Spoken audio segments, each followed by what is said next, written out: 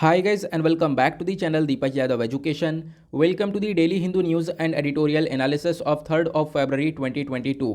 तो गाइज आज है तारीख 3 फरवरी 2022 और है थर्सडे। देखेंगे आज के द हिंदू कंप्लीट न्यूज़पेपर को। द हिंदू कंप्लीट न्यूज़पेपर को एनालाइज करेंगे, बट लेक्चर में आगे बढ़ने से पहले अगर आप लोग को इस लेक्चर का पीडीएफ चाहिए तो क्या करना है, सबसे पहले डाउनलोड करना है टेलीग्राम और फिर जाकर सर्च बॉक्स में टाइप करना है Deepak Yadav education. As you can see guys आप लोग को ये वाला चैनल मिल जाएगा, इस पर क्लिक करना और जाकर इस चैनल को ज्वाइन कर लेना। देखो अगर आप लोगों को इस तरीके से ये चैनल नहीं मिलता है तो नीचे डिस्क्रिप्शन बॉक्स में आप सभी लोगों को टेलीग्राम का लिंक दिया गया है, वो लिंक इसी चैनल का है। जैसे आप उस पर क्लिक करोगे ऑटोमेटिकली ये चैनल ओपन हो जाएगा, इसको जाकर ज्वाइन कर लेना। ज्वाइन करने से फ़ायदा क्या होगा, यहाँ पर आप लोग को डेली बेसिस पर लेक्चर का पीडीएफ मिल जाता है, डेली करंट अफेयर के वीडियो का पीडीएफ मिल जाता है और डेली बहुत सारे डिजिटल नोट्स मिल जाते हैं। ये सारी चीज़ें मिलती हैं बिल्कुल फ्री में, तो जाकर इसको ज़रूर ज्वाइन करना। नाउ बढ़ते हैं आगे। आगे बढ़ने से पहले हमेशा की तरह हम लोग अपने लेक्चर को एक मैप के क्वेश्चन के साथ स्टार्ट करेंगे। तो आज आप सभी लोगों को मैप में जाकर देखना है केप हॉर्न को, कहाँ पर है ये एग्जैक्टली लोकेटेड, अच्छे से मैप में देखना। देन उसके बाद आकर नीचे कमेंट सेक्शन में टाइप करना, जिससे कि आप लोग इसको लंबे समय तक याद रख पाओगे। साथ ही साथ एक क्वेश्चन सॉल्व करेंगे जो कि यूपीएससी प्रीवियस ईयर 2016 के प्रीलिम्स में पूछा गया था। डेली बेसिस पर हम लोग यहाँ पर एक प्रीवियस ईयर क्वेश्चन को भी सॉल्व करते हैं। बहुत सिंपल सा क्वेश्चन है, इसका आंसर आप सभी लोगों को मालूम होना चाहिए और काफ़ी बार आप लोगों ने इसके बारे में पढ़ भी रखा है। तो पूछा गया थार्ड आखिरकार क्या है। थार्ड मतलब terminal high altitude area defence. तो ये अक्सर न्यूज़ में देखने को मिलता है, तो ये है क्या। ऑप्शन ए बोलता है क्या ये एक इजरायली रडार सिस्टम है। ऑप्शन बी बोलता है क्या ये इंडिया का खुद का बनाया हुआ एंटी मिसाइल प्रोग्राम है। ऑप्शन सी बोलता है क्या ये अमेरिकन एंटी मिसाइल सिस्टम है, या फिर ऑप्शन डी बोलता है क्या ये एक डिफेंस कोलैबोरेशन है between Japan and south Korea. तो इसका सही आंसर आप सभी लोगों को नीचे कमेंट सेक्शन में देना है। एटलीस्ट सभी लोगों को इसके अंदर पार्टिसिपेट करना है, जैसा मैं आप लोगों से डेली बेसिस पर बोलता हूं। इसका सही आंसर आप लोगों को नीचे मिल जाएगा। नीचे मिल जाने का मतलब ये है कि इस पीडीएफ को जैसे ही आप लोग टेलीग्राम से डाउनलोड करोगे, वहां पर येलो कलर का ये सिंबल नजर आएगा, इस पर क्लिक करना और ये जो पोर्शन है ये पॉपअप हो जाएगा और इसको आप लोग आराम से देख पाओगे। क्वेश्चन ये है कि बहुत सारे लोगों को प्रॉब्लम्स हो रही है कि वो लोग यहाँ पर इसको ओपन नहीं कर पा रहे हैं, तो ओपन कैसे करना है मैं आज के इस लेक्चर में आप लोगों को बता दूंगा, इसका सोल्यूशन भी। तो चलो शुरुआत करते हैं। यह है आज का सबसे पहला आर्टिकल और एक इंपॉर्टेंट आर्टिकल है हमारे एग्जामिनेशन के पॉइंट ऑफ व्यू से। इस आर्टिकल को आप लोग जीएस पेपर 1 और 2 दोनों से रिलेट कर सकते हो। देखो यहाँ पे बात की गई है मैरिटल रेप को लेकर। गवर्नमेंट से क्वेश्चन पूछा गया जो मैरिटल रेप है, ठीक है, इसको क्रिमिनलाइज किया जाए, इसको लेकर कोई स्टैंड दो। अब यहाँ पर सरकार ने बोला है कि बिल्कुल जो भी क्रिमिनल लॉज हैं, ठीक है, इनको अमेंड करने के लिए, इनके अंदर बदलाव करने के लिए जो भी प्रोसेस है उसको स्टार्ट कर दिया गया है। अब इन क्रिमिनल लॉज के अंदर कुछ बदलाव किए जाएंगे और बदलाव करके इन लॉज को कुछ एडवांस बनाया जाएगा, जिसके बेसिस पर हम लोग क्राइम को काफ़ी तेज़ी से कम कर सकें। तो ये हमारी सरकार का स्टेटमेंट आया है। Exactly minister for women and child development ने ये बातें बोली हैं। लेकिन जैसे मैंने आप लोगों को बताया, देखो मुद्दा चल रहा है मैरिटल रेप को लेकर। दिल्ली हाईकोर्ट के अंदर पिटीशन जारी किया गया और पिटीशन के अंदर यहाँ पर यह बोला गया जो मैरिटल रेप है, इसके अंदर जो छूट दी गई है सेक्शन 375 के अंदर, इस सेक्शन को ही हटा दिया जाए और जो ये मैरिटल रेप है इसको पूरी तरह से यहाँ पर क्रिमिनलाइज कर दिया जाए। रेप तो रेप है ना, ऐसा यहाँ पर बोला गया। देन यहाँ पे हमारी सरकार बोलती है देखो अभी इसको लेकर एक वाइडर कंसल्टेशन की ज़रूरत है। डेफिनेटली यहाँ पर एक बातचीत की ज़रूरत है, क्योंकि यहाँ पर एकदम से हम लोग काम नहीं कर सकते। और साथ ही साथ यहाँ पर जो हमारी minister for women and child development है, इन्होंने यहाँ पर बोला कि देखो हम लोग यहाँ पर हर एक व्यक्ति को रेपिस्ट के तौर पर नहीं देख सकते और हर एक मैरिज को वॉयलेंट नहीं कह सकते, है ना। तो इसके बेसिस पर सोच समझ के हमें थोड़ा सा ये स्टेप उठाना पड़ेगा। ये यहाँ पर आपको स्टेटमेंट्स देखने को मिल जाएंगे। लेकिन अभी एक चीज़ और है, देखो इस आर्टिकल में मैरिटल रेप के बारे में समझाया गया। तो पहली बात तो आपको पता होना चाहिए मैरिटल रेप क्या है, इसके क्या प्रोविजंस है, कहाँ पर मेंशन है, आखिरकार ये होता क्या है। बहुत सारे लोगों को मालूम होगा, बहुत सारे लोगों को नहीं मालूम होगा, जो भी मेरे साथ नए जुड़ रहे होंगे। तो मैं सभी के लिए न्यूज़पेपर को कवर करता हूँ, चाहे वो पुरानी चीज़ हो चाहे वो नई चीज़ हो, सभी चीज़ आप लोगों को बता दी जाती है, ठीक है। आज काफ़ी सारे छोटे छोटे आर्टिकल्स हैं, बहुत इंपॉर्टेंट हैं डिस्कस करने के लिए। तो है क्या मैरिटल रेप, पहले मैं आप लोगों को वो बता देता हूँ। देखो मैरिटल रेप मतलब आपको नाम से समझ में आ रहा है, मैरिटल मतलब मैरिज से संबंधित है, बिल्कुल यहाँ पर शादी से संबंधित है। होता क्या है, शादी के बाद यहाँ पर वेमेन के साथ बहुत ज़्यादा फोर्सफुली सेक्सुअल इंटरकोर्स करने की कोशिश की जाती है, ठीक है। शादी के बाद, मैं क्या वर्ड यूज़ कर रहा हूँ, शादी के बाद यहाँ पर वेमेन के साथ सेक्सुअली इंटरकोर्स करने की यहाँ पर कोशिश की जाती है, फोर्सफुली सेक्सुअल इंटरकोर्स किया जाता है, उसको यहाँ पर मैरिटल रेप बोला जाता है। लेकिन यहाँ पर बोला गया इसके अंदर छूट दी गई है। तो क्या आपका एक क्वेश्चन होगा क्या इसके लेकर कोई प्रोविजन है हमारे संविधान में? प्रोविजन क्या है यहाँ पर आप देख सकोगे कि ये क्राइम है ही नहीं। अब ये क्राइम है ही नहीं, इसका मतलब क्या है? तो इसका मतलब ये है कि जब आप लोग यहाँ पर मैरिटल रेप को लेकर जो हमारे आईपीसी है, इंडियन पिनल कोड देखोगे, इंडियन पिनल कोड का सेक्शन 375 देखोगे, सेक्शन 375 के अंदर इस चीज़ को छूट दी गई है। ठीक है, मतलब मान लो कोई हस्बैंड है जो कि यहाँ पर ये फोर्सफुली सेक्सुअल इंटरकोर्स करता है, तो यहाँ पर उसके ऊपर कोई केस नहीं होगा, वो सेक्शन 375 के अंदर मेंशन्ड है, इसको यहाँ पर छूट दी गई है। ठीक है, इसको एग्जेम्प्ट किया गया है। ठीक है, तो ये आप लोग कह सकते हो। तो मैरिटल रेप को लेकर कुछ एक्सेप्शन है 375 के अंदर जो कि एग्जेम्प्ट करता है फोर्सफुल सेक्सुअल इंटरकोर्स को, मतलब आप कह सकते हो सेक्शन 375 डायरेक्टली लीगलाइज कर देता है मैरिटल रेप को। इसी को लेकर यहाँ पर पिटीशन जारी किया गया था हाई कोर्ट के अंदर कि भाई इस सेक्शन को हटाओ, इस सेक्शन को खत्म कर दो, मामला ही खत्म हो जाएगा, इस मैरिटल रेप को क्रिमिनलाइज करने की ज़रूरत है। ठीक है, अगर कोई हस्बैंड भी अगर यहाँ पर कोई ऐसा काम करता है तो वो रेप ही है और उसको एक तरीके से सज़ा होनी चाहिए। तो ये यहाँ पर बातें बोली जाती हैं। आई होप आप लोग को ये क्लियर हो चुका है। हाँ, एक बात और है जो कि बहुत इंपॉर्टेंट है, मैरिटल रेप के अंदर एज क्या है? कोई भी वेमेन, ठीक है, कोई भी फीमेल आप कह सकते हो, कोई भी फीमेल जिसकी एज लगभग 18 से ऊपर है, ठीक है, तो आप कह सकते हो कि वो यहाँ पर ये जो है, अगर उन वेमेन के साथ अगर इस प्रकार का कोई भी सेक्सुअल इंटरकॉर्स होता है तो वहाँ पर आप कह सकते हो कोई भी एक तरीके से प्रोविज़न नहीं है, वहाँ पर जो हस्बैंड है उसको छूट मिल जाएगी। ठीक है, यहाँ पर कोई भी आप कह सकते हो कि कार्रवाई वगैरह नहीं चलेगी। लेकिन यहाँ पर अगर 18 साल से कम उम्र होती है तो डेफिनेटली यहाँ पर वो रेप ही कहलाएगा और इसके ऊपर यहाँ पर कार्रवाई चलेगी। ठीक है, तो आपको ये भी ध्यान रखना है अगर 18 साल से कम उम्र होती है तो। यहाँ पर 15 मेंशन्ड है, लेकिन यहाँ पर आप कह सकते हो एक केस हुआ था 2017 के अंदर और उसके अंदर कुछ बदलाव किया गया। उस केस के अंदर बदलाव करने के बाद यहाँ पर आप कह सकते हो कि 15 के बाद इसको 18 कर दिया गया है। ठीक है, तो इसके बारे में ध्यान रखना। नाउ क्वेश्चन ये है कि जो ये मैरिटल रेप है इसको लेकर दिक्कतें क्या देखने को मिलती है? देखो बहुत सारे इश्यूज़ हैं, जो वेमेन के बेसिक राइट्स हैं उन बेसिक राइट्स का वोलेशन हो रहा है। ठीक है, बेसिक राइट जैसे कि right to equality, freedom of speech, freedom of expression, तो ये सारे राइट्स आपको देखने को मिलेंगे जहां पर इनका वोलेशन होता हुआ नजर आएगा। लेकिन जब ये बार बार बोला जाता है कि देखो इसको एक तरीके से हटा ही दिया जाए, सेक्शन 375 को हटा दो, तो अगर ऐसा कोई काम होता है तो यहाँ पर उसको भी सज़ा मिलेगी और वो रेप ही कहलाएगा। तो सरकार उस पर क्या बोलती है? सरकार ये बोलती है अगर हम लोगों ने ऐसा कर दिया तो इसका बहुत ज़्यादा मिसयूज़ हो सकता है। मिसयूज़ होने का मतलब है, देखो अभी क्या होता है ना, जो डॉरी के लिए बहुत सारे प्रोविजंस देखने को मिलेंगे, प्रोहिबिशन ऑफ डॉरी देखने को मिलेगा, मतलब जो दहेज है, दहेज प्रथा को रोकने के लिए आप कह सकते हो कि एक एक्ट देखने को मिलेगा। तो इसका मिसयूज़ होता है, मतलब बहुत सारी वेमेन जो है उसका गलत यूज़ करती हैं। ठीक है, गलत यूज़ करने के बाद यहाँ पर आप कह सकते हो पूरा परिवार वो जो है एक तरीके से आप कह सकते हो प्रॉब्लम में फंस जाता है। तो बोला गया अगर हम लोग इसको भी क्रिमिनलाइज कर देते हैं तो इसका भी मिसयूज़ होना बहुत ज़्यादा अब बढ़ सकता है, इसका भी मिसयूज़ हो सकता है। ठीक है, तो यहाँ पर आप कह सकते हो कहीं ना कहीं अगर हमने इसको क्रिमिनलाइज कर दिया तो ये एक तरीके से वेमेन के लिए इजी टूल बन जाएगा फॉर हैरेसिंग हस्बैंड्स, ये यहाँ पर बोला जा रहा है। आई होप आप लोग इसको काफ़ी अच्छे से समझ गए होंगे एग्जैक्टली क्या चल रहा है। फिलहाल सरकार यहाँ पर बातचीत कर रही है और सरकार यहाँ पर कोशिश कर रही है कि इसके अंदर कुछ बदलाव किए जाएंगे और उस प्रोसेस को स्टार्ट कर दिया गया है। अब आने वाले टाइम पर देखेंगे एग्जैक्टली क्या बदलाव होता है। क्लियर हुआ? आगे बढ़ते हैं नेक्स्ट आर्टिकल की तरफ। ये है हमारा सेकंड आर्टिकल और ये भी बहुत इंपॉर्टेंट है क्योंकि ये लगातार चर्चा में देखने को मिलेगा पिछले साल से। एमजी नरेगा के बारे में कल हमने डिस्कशन किया था, आपको याद होगा। ठीक है, लेकिन मैं आप लोग को आज बताता हूँ हुआ क्या है, एक अपडेट हुआ है। अपडेट क्या है कि देखो बोला ये गया कि जो Mahatma Gandhi National Rural Employment Guarantee Scheme ये देखने को मिलेगी, ये वर्कर्स के लिए स्कीम है। ठीक है, इसके अंदर बहुत सारे वर्कर्स को पैसा मिला ही नहीं है, जो ये वेज पेमेंट होती है वो पेंडिंग पड़ी हुई है। लगभग 3,350 करोड़ रुपीज़ ये पेंडिंग पड़े हुए हैं, ये वेजेस यहाँ पर वर्कर्स को नहीं मिली है। तो पहले मैं आप लोगों को थोड़ा सा इसका बेसिक क्लियर करवाता हूँ क्योंकि आप लोगों को इसका बैकग्राउंड पता होगा तो ये आर्टिकल बहुत आराम से समझ में आ जाएगा, क्योंकि यहाँ पर एक छोटा सा अपडेट हुआ है। इसमें पहले तो आप लोगों को सीखना होगा ये एमजी नरेगा स्कीम है क्या। ठीक है, उसके बाद हम लोग आगे बात करेंगे। एमजी नरेगा मैंने आपको फुल फॉर्म बता दिया, Mahatma Gandhi National Rural Employment Guarantee Act. जैसे इसके नाम से पता चल रहा है ये एम्प्लॉयमेंट गारंटी प्रोवाइड करवाता है, मतलब कि रोजगार देता है। हाँ बिल्कुल ऐसा ही है, जैसा इसका नाम है ना वैसे इसका काम देखने को मिलेगा। तो इस national Rural Employment Guarantee act को पास किया गया था 2005 में, ताकि हम लोग क्या कर सकें, कुछ रूरल एरियाज़ हैं वहाँ पर लोगों को जॉब दे सकें। ठीक है, और फिर उसके बाद यहाँ पर आप कह सकते हो ये मिनिस्ट्री ऑफ रूरल डेवलपमेंट के अंदर यहाँ पर फंक्शन करता हुआ नजर आएगा। और इसमें होता क्या है, देखो गांव में जो भी अनस्किल्ड वर्कर्स है, ध्यान से सुनना, जो अनस्किल्ड वर्कर्स हैं उनको यहाँ पर जॉब्स प्रोवाइड करवाई जाती है। लगभग 100 दिन की जॉब प्रोवाइड करवाई जाती है, 100 दिन ये मिनिमम है। इन 100 दिन में वो काम करेंगे और उसके बदले में जितना भी काम किया उसके बदले में सरकार उनको उनकी वेज यानी जो मजदूरी है वो प्रोवाइड करवा देगी। ऐसे यहाँ पर एमजी नरेगा काम करता है। ठीक है, अब हुआ क्या, लोगों ने काम किया लेकिन उनकी वेजेस प्रॉपरली जा नहीं पाई।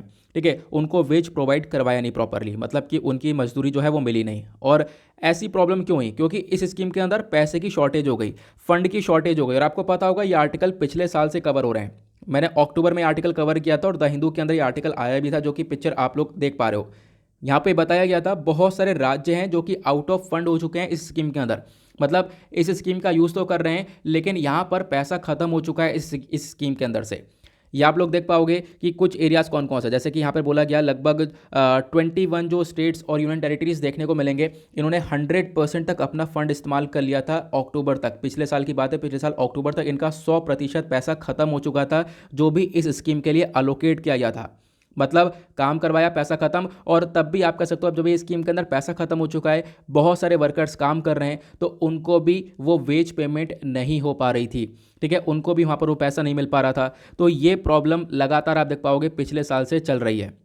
और कुछ आप देख पाओगे ये रेड कलर के स्टेट्स देखने को मिलेंगे जहां पर सिचुएशन काफ़ी ज़्यादा देखने को मिलेगी। ठीक है, यहां पर इन्होंने काफ़ी सारा फंड जो है अपना इस्तेमाल कर लिया है, तो फंड की कमी हो चुकी है इसके अंदर, ये यहां पर बोला गया। तो इसको जल्द से जल्द यहां पर सुधारने की ज़रूरत है। जो भी लोगों को फंड नहीं मिला है, उनकी जो वेजेस नहीं मिली हैं, वो बेसिकली यहां पर पूरी करनी चाहिए। देखो एमजी नरेगा के साथ ये इशू बहुत सारे हैं, एक इशू नहीं है, दिक्कत बहुत सारी हैं। तो आपसे कोई भी क्वेश्चन पूछा जाए, क्योंकि देखो इंपॉर्टेंट आर्टिकल बन चुका है डेफिनेटली। ठीक है, जीएस पेपर 2 पॉलिटिक्स इसको रिलेट कर सकते हो। तो यहाँ पर क्या है, आप लोगों को इसके बारे में पता होना चाहिए। आपसे पूछ रहा है कि इसके रिगार्डिंग दिक्कतें क्या हैं, इशूज़ क्या हैं, तो वो भी पता होना चाहिए। अब यहाँ पर इशू के अंदर पहला इशू तो आता है कि भाई देखो यहाँ पर लोगों को काम दिया गया, काम देने के बाद जो उनको मजदूरी मिल रही है वो भी बहुत ज़्यादा कम मिल रही है। और कम मिलने के साथ साथ आप कह सकते हो कि मिल भी नहीं पा रही है, क्योंकि अब इस स्कीम के अंदर फंड का ही शॉर्टेज हो चुका है। और यहाँ पे बताया गया बहुत सारे राज्य आपको देखने को मिलेंगे जहाँ पर एक सर्वे हुआ है, नेशनल सैंपल सर्वे ऑफिस, और उस सर्वे ऑफिस 2017 का डेटा के अकॉर्डिंग अगर हम बात करें तो मैन को लगभग 264 रुपीज़ पर डे दिए जाते हैं और वेमेन को 205 रुपीज़ पर डे दिए जाते हैं, जो कि अपने आप में बहुत ज़्यादा कम देखने को मिलेंगे। ठीक है, तो सबसे बड़ी प्रॉब्लम तो आज के टाइम पर यही देखने को मिल जाती है। और दूसरी प्रॉब्लम भाई फाइनेंसिंग इनएडिक्वेट है, मतलब कि आप तो पहले से एक तरीके से वेज बहुत कम दे रहे हो, मजदूरी पहले से ही बहुत कम है और उसके बाद प्रॉपरली फंडिंग हो नहीं पा रही है, जिसकी वजह से यहाँ पर सिचुएशन और ज़्यादा वर्स्ट हो जाती है। और साथ ही साथ पेमेंट्स के अंदर बहुत ज़्यादा डिले देखने को मिलती है। ठीक है, अब डिले का देखने का मतलब है कि हमने रिसेंटली बहुत सारे आर्टिकल्स कवर करे थे, आपको पता होगा एडिटोरियल्स भी हम लोगों ने कवर कर रखे हैं, जहाँ पे बताया गया, बहुत सारी रिपोर्ट्स के ऑथर ने लिंक भी दिए थे, जहाँ पे बताया गया महीनों महीनों तक पेमेंट नहीं मिल पाई है। ठीक है, महीनों महीनों तक यहाँ पर जो वर्कर्स हैं उनको पेमेंट नहीं मिल पाई है, तो पेमेंट के अंदर काफ़ी डिले हो रहा है। तो ये भी एक बहुत बड़ी प्रॉब्लम है एमजी नरेगा स्कीम के अंदर। हालांकि 2016 के अंदर सुप्रीम कोर्ट के पास केस गया और सुप्रीम कोर्ट ने अपने जजमेंट सुनाया और बोला कि देखो एमजी नरेगा के अंदर ये जो पेंडिंग वेज पेमेंट है इसको जल्द से जल्द पूरा करो। अगर ये पेंडिंग रह जाएगा तो इससे कहीं ना कहीं ये कॉन्स्टिट्यूशनल ब्रीच हो रहा है, इसको आप लोग मॉडर्न फॉर्म ऑफ बेगर बोल सकते हो। ठीक है, ऐसे सुप्रीम कोर्ट ने खुद बोला। उसके साथ साथ जो पंचायती राज इंस्टीट्यूशन देखने को मिलेंगे उनका रोल प्रॉपरली यहाँ पर है नहीं। ठीक है, वो लोग प्रॉपरली काम नहीं कर पा रहे हैं। अगर वो लोग एक इफिशिएंट मैनर में अगर वर्क करें तो उसके हिसाब से भी हम लोग यहाँ पर क्या कर सकते हैं, एमजी नरेगा के अंदर जो भी ये प्रॉब्लम्स है उसको सॉल्व कर सकते हैं। ठीक है, साथ ही साथ यहाँ पे बोला गया आप ये भी कह सकते हो कि बहुत सारे इनकम्प्लीट वर्क्स देखने को मिलेंगे, मतलब जो क्वालिटी ऑफ वर्क है ना उसकी काफ़ी ज़्यादा कमी है। ठीक है, क्वालिटी ऑफ वर्क यहाँ पे प्रोवाइड करवाया नहीं जा रहा है, तो ये प्रॉब्लम्स आज के टाइम पर एमजी नरेगा के अंदर देखने को मिल रही है। आखिरकार इसका सोल्यूशन क्या हो सकता है? सोल्यूशन ये है कि आप लोग यहाँ पर पहली चीज़ तो ये प्रोवाइड करवाओ कि हर एक व्यक्ति को काम मिले, क्योंकि बहुत सारी सिचुएशन ऐसे देखने को मिलती है, लोग अप्लाई कर देते हैं। देखो अप्लाई करने के बाद 15 दिन के अंदर अंदर उनको एक तरीके से आप कह सकते हो एक्सेप्ट करना होता है, सरकार जो उनको एक्सेप्ट करना होता है। अगर वो एक्सेप्ट नहीं करती है तो फिर उसके बाद सरकार कुछ अलाउंस वगैरह प्रोवाइड करवा देती है उन व्यक्तियों को। ठीक है, जो भी यहाँ पर एमजी नरेगा के अंदर अप्लाई करते हैं। तो सरकार को पहली बात तो इंश्योर करना पड़ेगा जो भी काम है वो प्रोवाइड किया जाए। ठीक है, और काम देखो काफ़ी बार यहाँ पर काम ही नहीं देखने को मिलता है, तो वो पहली बात प्रॉपरली आए। फिर उसके बाद यहाँ पर क्या होगा, आप इस स्कीम को थोड़ा सा और ज़्यादा मजबूत कर सकते हो। यहाँ पे ज़रूरत है कि जो गवर्नमेंट डिपार्टमेंट्स हैं, जो अलग अलग डिपार्टमेंट्स हैं, वो साथ मिलकर आएँ और साथ में मिलकर आके जो है इस स्कीम को मजबूत करें। प्लस जो जेंडर वेज गैप देखने को मिलता है वो भी कम हो, क्योंकि मैंने आपको बताया अभी जो एक मेल है, मेल को थोड़ा सा ज़्यादा अमाउंट मिल रहा है as compare to the female. तो वो जो जेंडर गैप आपको ये देखने को मिलेगा इसको भी कम करना पड़ेगा और फीमेल को भी यहाँ पर एक प्रॉपर अमाउंट प्रोवाइड करवाना पड़ेगा इस स्कीम के अंदर। ये काफ़ी सारे सॉल्यूशंस हो सकते हैं।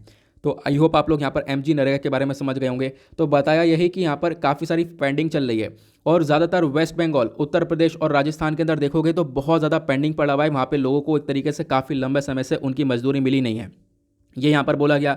फिर उसके बाद बोला गया कि देखो ये तो मुद्दा चल ही रहा है, लेकिन आपको पता होगा कल बजट आया, जब परसों बजट आया तो उस बजट के अंदर क्या बोला, उस बजट के अंदर यहाँ पर इस स्कीम के अंदर जो पैसा अलोकेट किया जाता है वो 25% से और घटा दिया गया है।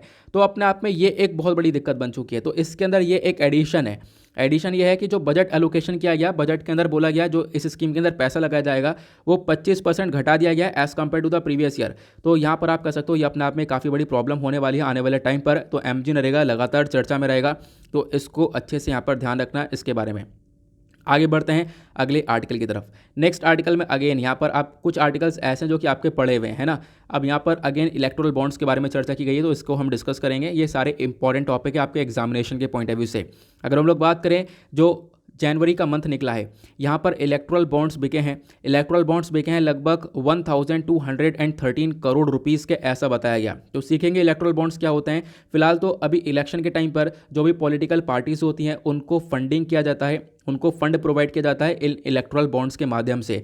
तो इलेक्ट्रल बॉन्ड्स यहाँ पर लगभग मैंने आपको बताया ये बेचे गए हैं जनवरी के मंथ में 1213 करोड़ रुपीस के। और बेसिकली यहाँ पर जो ये बॉन्ड है ये सोल्ड करे हैं स्टेट बैंक ऑफ इंडिया ने। स्टेट बैंक ऑफ इंडिया की जो नई ब्रांच है, ठीक है, sorry, state bank of India के जो यहाँ पर न्यू दिल्ली के अंदर एक ब्रांच देखने को मिलेगी और साथ ही साथ महाराष्ट्र के अंदर एक ब्रांच देखने को मिलेगी। तो इन्होंने यहाँ पर सबसे ज़्यादा ये इलेक्ट्रल बॉन्ड्स को बेचा है। ये सब बॉन्ड्स कब बेचे गए, जब इलेक्शंस के बारे में आप देख पाओगे लगातार कैंपेनिंग चल रही थी। गोवा, मणिपुर, पंजाब, उत्तर प्रदेश, उत्तराखंड, इनके इलेक्शंस के बारे में यहाँ पर आप कह सकते हो कि डिस्कशन किया गया। तो आप कह सकते हो कि इन इलेक्शंस के अंदर फंडिंग के लिए इन इलेक्ट्रल बॉन्ड्स को लाया गया। तो डिस्कस करेंगे। पहली बात तो ये आखिरकार इलेक्ट्रल बॉन्ड्स होते क्या है, प्लस आपको पता भी होना चाहिए क्योंकि आपके सिलेबस जीएस पेपर 2 पॉलिटी का पार्ट है। आप लक्ष्मीकांत भी इसके अंदर पढ़ने वाले हो, ठीक है, लक्ष्मीकांत के अंदर भी इसके बारे में पढ़ने वाले हो। तो हम डिस्कस करेंगे पॉलिटिकल पार्टीज़ को फंडिंग कैसे की जाती है। तो इलेक्शंस के बारे में देखो, इलेक्ट्रल बॉन्ड्स के बारे में, इलेक्ट्रल बॉन्ड के बारे में होता क्या है। एक बॉन्ड है बेसिकली एक फाइनेंशियल इंस्ट्रूमेंट है, ठीक है। होता क्या है, यहाँ पर एक बॉन्ड आपको मिलता है, आप उसके बदले में पैसा देते हो। किसको, किसी पॉलिटिकल पार्टी को तो नहीं, आप बैंक को पे करते हो। बैंक आपको एक बॉन्ड देता है। वो बॉन्ड कैसा होता है मैं आप लोग को दिखा देता हूँ, ठीक है। यहाँ पे आप देख पाओगे स्टेट बैंक ऑफ इंडिया ऐसा बॉन्ड देता है। ये आपको 1000 रुपये का बॉन्ड देखने को मिलेगा। अब स्टेट बैंक ऑफ इंडिया को आप लोग 1000 रुपये दोगे और बैंक जो है आपको बदले में ये वाला बॉन्ड प्रोवाइड करवा देगा, ठीक है। यहाँ पे बताया गया अब ये वाला बॉन्ड मिल जाएगा। ये जो बॉन्ड होते हैं ये अलग अलग रेट के होते हैं। कोई 1000 का भी है, 10,000 का भी है, 1 लाख का भी है, 10 लाख का भी है, 1 करोड़ का भी है। इसकी कोई मैक्सिमम लिमिट नहीं है। आप जितना यहाँ पर डोनेशन करना चाहते हो पॉलिटिकल पार्टीज़ को उतना डोनेशन कर सकते हो इस बॉन्ड के माध्यम से। अब आप कहोगे हमने तो बैंक में पैसा जमा कर दिया। देखो, बैंक में पैसा जमा कर दिया, आपको बैंक ने बॉन्ड दे दिया। अब जो भी आपकी मन पसंदीदा पार्टी होगी आप ले जाकर उसको वो बॉन्ड दे देना, ठीक है। अब जब ले जाकर आप उसको बॉन्ड दे दोगे तो वो यहाँ पर आप कह सकते हो उसको वो बॉन्ड के थ्रू वो फंडिंग मिल जाएगी, ठीक है।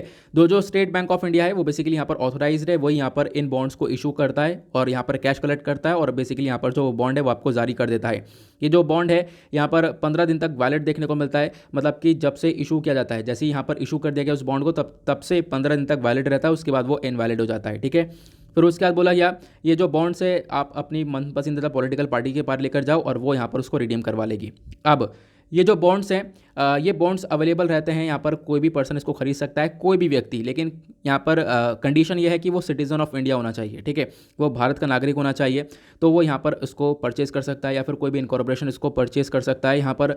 और साथ ही साथ लगभग यहाँ पर बताया गया कि कोई भी पर्सन अपने आप मतलब इंडिविजुअल भी उसको बाय कर सकता है या फिर आप कह सकते हो किसी के साथ अगर जॉइंटली उसको बाइंड करना है तो किसी के साथ मिलकर भी इसको बाय कर सकता है, ठीक है। और क्वेश्चन ये है कि इसके अंदर देखो होता क्या है, जो भी जिसने भी डोनेट किया है, जिसने भी पैसा दिया है, उसका नाम मेंशन नहीं होता इस बॉन्ड के अंदर। ये अपने आप में काफ़ी बड़ी प्रॉब्लम भी है। हमेशा से इलेक्टोरल बॉन्ड को जब क्रिटिसाइज़ किया जाता है तो यही मुद्दा उठाया जाता है कि भाई कौन पैसा दे रहा है, कितना पैसा दे रहा है, ये किसी को मालूम नहीं चलता, ठीक है। तो ये यहाँ पर इसका एक प्रॉब्लम भी देखने को मिल जाता है। क्लियर हुआ। तो इलेक्ट्रल बॉन्ड्स के बारे में मैंने आप लोगों को बता दिया है। और उसके बाद यहाँ पे बताया गया देखो इलेक्ट्रल बॉन्ड्स का मिसयूज़ भी होता है, ऐसा सुप्रीम कोर्ट ने बताया। मिसयूज़ के अंदर अगर हम लोग बात करें तो पॉलिटिकल पार्टीज़ का किसी का नाम पता नहीं चल रहा है, किसने पैसा दिया है, कहाँ से पैसा आया है, कितना पैसा आया है, ये किसी को भी व्यक्तियों को नहीं पता है। पॉलिटिकल पार्टीज़ को पता है, बैंक को पता है, लेकिन और किसी को नहीं पता है। तो आप कह सकते हो कहीं ना कहीं ये अपने आप में काफ़ी बड़ी प्रॉब्लम है। ये रिवील नहीं किया जाता है, किसी को बताया नहीं जाता है। तो ये यहाँ पर इसको थोड़ा सा दिक्कत के तौर में देखा जाता है। फिर उसके बाद क्या है, यहाँ पर जो इलेक्शन कमीशन ऑफ इंडिया है वो बेसिकली यहाँ पर सपोर्ट करता है इसको। इलेक्शन कमीशन ऑफ इंडिया बोलता है नहीं, इतना घोटाला वगैरह नहीं होता है। अगर हम लोग बात करें तो ये जो इलेक्टोरल बॉन्ड्स हैं ये एक ज़माने में यहाँ पर जो पहले हुआ करते थे, पहले कैश दिया जाता था, ठीक है। जब पहले यहाँ पर कैश दिया जाता था तो यहाँ पर घोटाले हुआ करते थे, लेकिन अभी यहाँ पर इतनी ज़्यादा कोई प्रॉब्लम्स नहीं है। तो इलेक्शन मतलब सरकार इसको सपोर्ट करती, सरकार बोलती है कि हाँ बिल्कुल इलेक्टोरल बॉन्ड्स बिल्कुल सही हैं, यहाँ पर कोई ब्लैक मनी वगैरह नहीं देखने को मिलता, क्योंकि जो भी आप लोग पैसा देते हो बैंक को वो यहाँ पर एक डिजिटल ट्रांजैक्शन होता है, तो ब्लैक मनी का झोला भी खत्म हो जाता है। ऐसा यहाँ पर बोला जाता है, मतलब सरकार का फेवर दिखाया जाता है इस इलेक्टोरल बॉन्ड्स के रिगार्डिंग, ठीक है। आई होप आप लोग इलेक्टोरल बॉन्ड्स के बारे में समझ चुके हो एक्जैक्टली क्या होता है, क्योंकि आपके लक्ष्मीकांत बुक के अंदर ये मेंशन्ड है। आगे आते हैं अगले आर्टिकल की तरफ। यहाँ पर आप लोगों को एक पिक्चर नजर आ रहा होगा, ठीक है। छोटा सा पिक्चर है लेकिन अपने आप में बहुत इंपॉर्टेंट है। इस पिक्चर के अंदर बताया गया जो फरवरी 2 थी, मतलब कल का दिन जो 2 फरवरी था, तो वहाँ पर हम लोगों ने सेलिब्रेट किया है वर्ल्ड वेटलैंड डे। तो वर्ल्ड वेटलैंड डे होता है क्या, मैं आप लोगों को बताता हूँ। आर्टिकल आप लोग जीएस पेपर 3 से रिलेट कर सकते हो। अब वेटलैंड के बारे में पढ़ रहे हैं तो अगेन यहाँ पर एनवायरमेंट, बायोडाइवर्सिटी, इन सब चीज़ों से यहाँ पर इस आर्टिकल को रिलेट किया जा सकता है।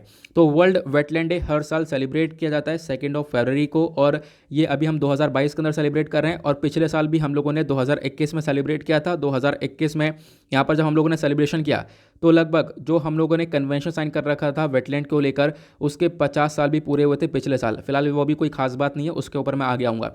बस इतना अभी ध्यान रखो, 2 फरवरी को हम लोग वर्ल्ड वेटलैंड डे सेलिब्रेट करते हैं। क्वेश्चन ये है वेटलैंड होता क्या है, गीली ज़मीन, तो मतलब हाँ बिल्कुल ऐसे ही आप लोग कह सकते हो। अगर हम लोग बात करें वेटलैंड कुछ भी हो सकता है, मैंग्रोव मार्शेस या कोई नदी, lake, delta, flood plain, flooded forest, rice field, coral reef, कुछ भी हो सकता है। यहाँ पर ये आपको वेटलैंड की कैटेगरी के अंदर आता हुआ नजर आता है, ठीक है। उसके बाद बताया गया अगर हम लोग अर्थ पे बात करें, जो अर्थ का लैंड सरफेस है उसका लगभग 6% आज के टाइम पर वेटलैंड्स कवर करते हैं, और इन्हीं वेटलैंड्स के अंदर, इन्हीं झील और नदियों के अंदर लगभग जो 40% प्लांट्स और एनिमल्स हैं वो पाए जाते हैं, और वो यहाँ पर ब्रीड भी करते हैं, ठीक है। ऐसा यहाँ पर बताया गया। उसके बाद वेटलैंड का इंपॉर्टेंस का देखो, बहुत इंपॉर्टेंस है। ये जो वेटलैंड है ये सबसे इंपॉर्टेंट रोल प्ले करते हैं मानव के लाइफ के अंदर और प्लानट के लाइफ के अंदर। लगभग 1 बिलियन से ज़्यादा लोग यहाँ पर इन्हीं वेटलैंड्स के ऊपर डिपेंडेंट होते हैं, यहाँ पर बताया गया, वो यहाँ पर इसके थ्रू जीवित रहते हैं। उसके बाद ये भी बताया गया कि अगर हम लोग देखें जो ये वेटलैंड्स है ये बहुत इंपॉर्टेंट सोर्स है फूड के लिए, ठीक है। यहाँ से फूड भी मिलता है, रॉ मटेरियल्स मिल रहे हैं, जेनेटिक रिसोर्स फॉर मेडिसिन मिल रहे हैं, हाइड्रो पावर मिल रहा है, तो बहुत सारी चीज़ें हम लोगों को इन वेटलैंड्स के माध्यम से मिल जाती हैं, ठीक है। उसके बाद यहाँ पर 30% जो लैंड बेस्ड कार्बन है वो भी स्टोर्ड होता है पीट के अंदर। पीट भी यहाँ पर एक प्रकार का वेटलैंड देखने को मिलता है। यहाँ पर क्या होता है, आपको पीट जो देखने को मिलेगा इसमें ना ब्लैक ब्लैक कलर की आप मिट्टी टाइप निकाल लेते हैं, उसके अंदर कार्बन बहुत ज़्यादा होता है। उसको एक बार आप लोग सर्च कर लेना, मतलब उसका पिक्चर सर्च कर लेना, पिक्चर जैसे देखोगे आप गूगल पर आपको क्लियर हो जाएगा। पिक्चर मैं लेकर तो आया था, मुझे मिल नहीं रहा है, लेकिन कोई बात नहीं। यहाँ पर मुझे लगता है ना कि मैंने टेलीग्राम पर उसको अपलोड नहीं किया है, लेकिन कोई बात नहीं, आप लोग जाकर गूगल पर सर्च कर लेना पीटलैंड होता क्या है, ठीक है। ये भी एक टाइप का वेटलैंड होता है जिसमें कार्बन वगैरह का कंटेंट बहुत ज़्यादा होता है, तो इसका अगेन हम लोग बहुत इस्तेमाल कर सकते हैं। प्लस यहाँ पर वेटलैंड का और ही बहुत ज़्यादा इंपॉर्टेंस देखने को मिलेगा। वेटलैंड जो है यहाँ पर ज़्यादातर आप कह सकते हो कि यहाँ पे बोला गया कि नेचुरल एनवायरनमेंट के अंदर हमारा काफ़ी इंपॉर्टेंट पार्ट प्ले करता है।